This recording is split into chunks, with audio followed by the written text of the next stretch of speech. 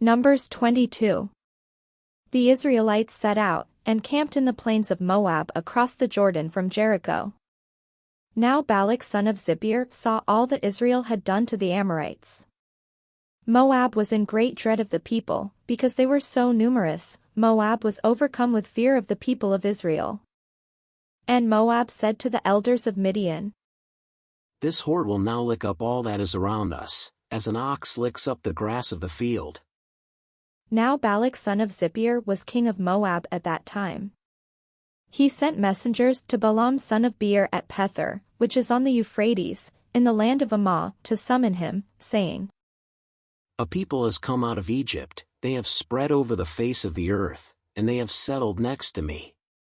Come now, curse this people for me, since they are stronger than I. Perhaps I shall be able to defeat them and drive them from the land, for I know that whomever you bless is blessed, and whomever you curse is cursed." So the elders of Moab and the elders of Midian departed with the fees for divination in their hand, and they came to Balaam, and gave him Balak's message. He said to them, "Stay here tonight, and I will bring back word to you, just as the Lord speaks to me." So the officials of Moab stayed with Balaam. God came to Balaam and said, "Who are these men with you?" Balaam said to God, "King Balak son of Zippor of Moab has sent me this message: a people has come out of Egypt and has spread over the face of the earth. Now come curse them for me, perhaps I shall be able to fight against them and drive them out." God said to Balaam, "You shall not go with them, you shall not curse the people, for they are blessed." So Balaam rose in the morning and said to the officials of Balak, "Go to your own land, for the Lord has refused to let me go with you." So the officials of Moab rose and went to Balak and said, "Balaam refuses to come with us." Once again Balak sent officials, more numerous and more distinguished than these. They came to Balaam and said to him, "Thus says Balak son of Zippor, do not let anything hinder you from coming to me, for I will surely do you great honor, and whatever you say to me I will do. Come, curse this people for me." But Balaam replied to the servants of Balak, "Although Balak were to give me his house full of silver and gold, I could not go beyond the command of the Lord my God, to do less or more. You remain here, as the others did, so that I may learn what more the Lord may say to me." That night God came to Balaam and said to him, "If the men have come to summon you, get up and go with them, but do only what I tell you to do." So Balaam got up in the morning, saddled his donkey, and went with the officials of Moab. God's anger was kindled because he was going, and the angel of the Lord took his stand in the road as his adversary. Now he was riding on his donkey, and his 2 servants were with him. The donkey saw the angel of the Lord standing in the road, with a drawn sword in his hand, so the donkey turned off the road, and went into the field, and Balaam struck the donkey, to turn it back onto the road. Then the angel of the Lord stood in a narrow path, between the vineyards, with a wall on either side. When the donkey saw the angel of the Lord, it scraped against the wall, and scraped Balaam's foot against the wall, so he struck it again. Then the angel of the Lord went ahead, and stood in a narrow place, where there was no way to turn either to the right or to the left.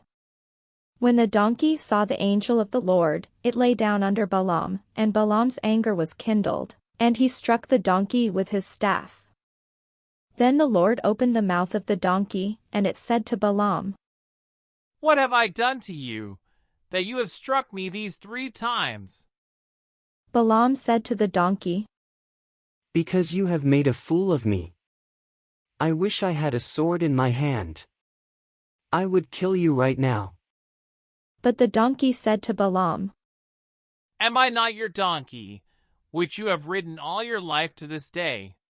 Have I been in the habit of treating you this way?" And he said, "No." Then the Lord opened the eyes of Balaam, and he saw the angel of the Lord standing in the road, with his drawn sword in his hand, and he bowed down, falling on his face. The angel of the Lord said to him, "Why have you struck your donkey these 3 times?"